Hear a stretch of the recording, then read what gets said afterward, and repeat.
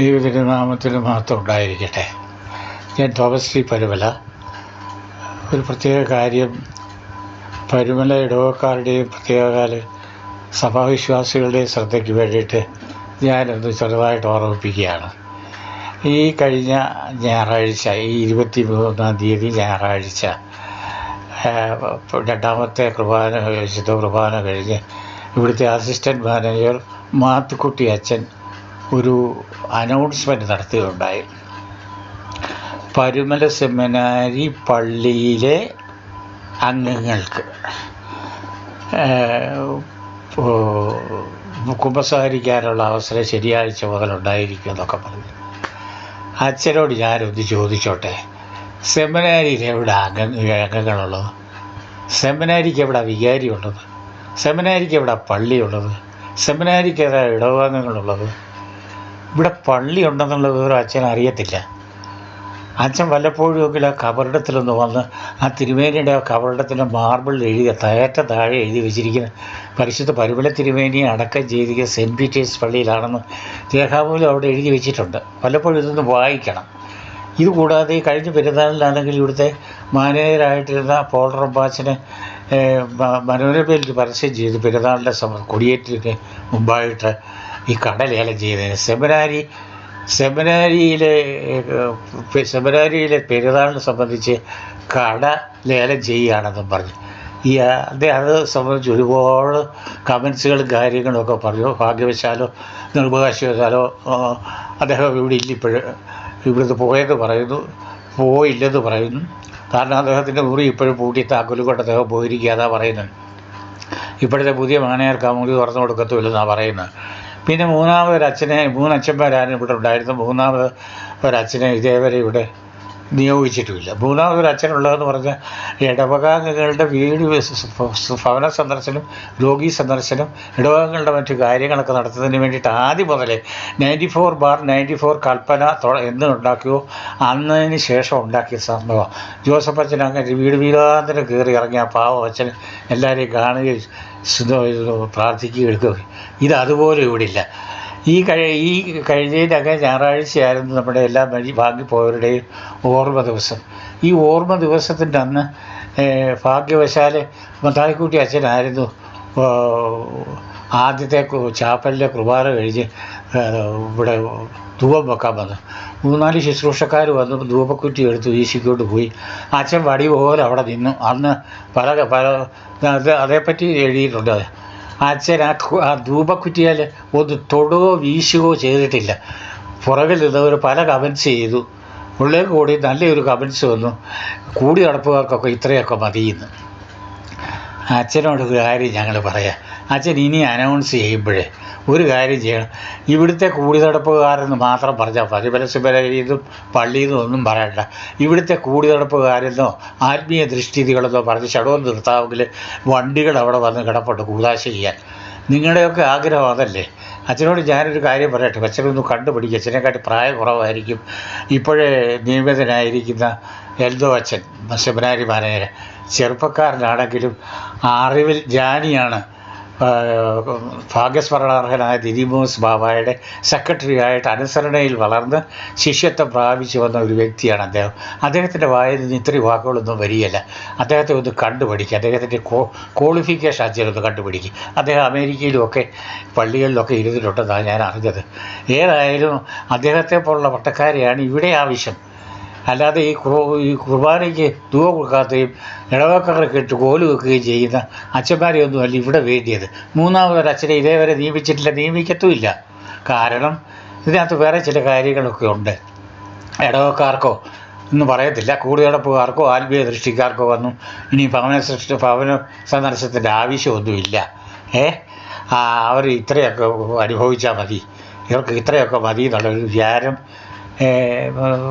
നേതൃസ്ഥാനത്തിരിക്കുന്ന മെത്രാപ്പോലീത്തമാർക്കുണ്ട് എന്നാണ് ഞാൻ വിശ്വസിക്കുന്നത്. അല്ലെങ്കിൽ എന്നെ ഒരച്ഛനെ നിയമിച്ചേനെ. ഈ മത്തായിക്കുട്ടി അച്ഛൻ തന്നെ ഇപ്പോൾ എത്ര വർഷം കഴിഞ്ഞു ഇവിടെ കുറ്റി അടിച്ചിരിക്കുകയാണോ? എന്തോത്തിനോ വണ്ടി കൂതാശ ചെയ്യാനോ? ഇങ്ങനെയുള്ള പട്ടക്കാരെയൊക്കെ മാറ്റി ആത്മീയതയുള്ള പട്ടക്കാരെ ഈ പരുമലയിലാക്കണം. ഞാൻ ഇത്രയും പറഞ്ഞതുകൊണ്ട് അച്ഛനെ അധിക്ഷേപിക്കുകയല്ല, അച്ഛൻ്റെ പ്രവൃത്തിയെ വിമർശിക്കുകയാണ് ചെയ്യുന്നത്. അച്ഛൻ ഇനിയെങ്കിലും ഞങ്ങളുടെ ഒരു കാര്യം അച്ഛൻ മനസ്സിലാക്കേണ്ടതെന്ന് പറഞ്ഞു കഴിഞ്ഞാൽ, പരിശുദ്ധനായ പരമല കൊച്ചു തിരുമേനിയുടെ അനുഗ്രഹം പ്രാപിച്ചിട്ടുള്ള ഈ 249 കുടുംബാംഗങ്ങളും 1000 പരം അംഗങ്ങളുമാണ് ഞങ്ങൾ അന്യദേശത്തു നിന്ന് വന്നവരൊന്നുമല്ല. തിരുമേനി ഒരിക്കലും ഞങ്ങളെ കൈവിടുക, ഞങ്ങളുടെ മക്കളെ തിരുമേനിയുടെ മക്കളെ കൈവിടത്തില്ല, കഴിവിട്ടുള്ള പ്രവർത്തനവുമില്ല. തിരുമേനി ഞങ്ങൾക്ക് വേണ്ടി അത്ഭുതം പ്രവർത്തിക്കുമെന്ന് അച്ഛനൊന്ന് മനസ്സിലാക്കിക്കോ, അത് വരാൻ പോകുന്ന കാര്യങ്ങളാണ് കേട്ടോ. അതുകൊണ്ട് ദൈവത്തെ ഓർത്ത് ഇനിയെങ്കിലും അച്ഛന് എവിടെയെങ്കിലും പ്രസംഗിക്കുകയോ എടുക്കുകയോ ഒക്കെ ചെയ്യുന്നുണ്ടെങ്കിൽ, അല്ലെന്നുണ്ടെങ്കിൽ ആ ധ്യാനമന്ദിരത്തെ മുന്നേ ഒരു മൈക്ക് പിടിച്ചിട്ടുണ്ട്, ഇവിടെ കൂടിനടപ്പുകാരെല്ലാം ഉണ്ട് എന്ന് പറഞ്ഞ് അനൗൺസ് ചെയ്തു.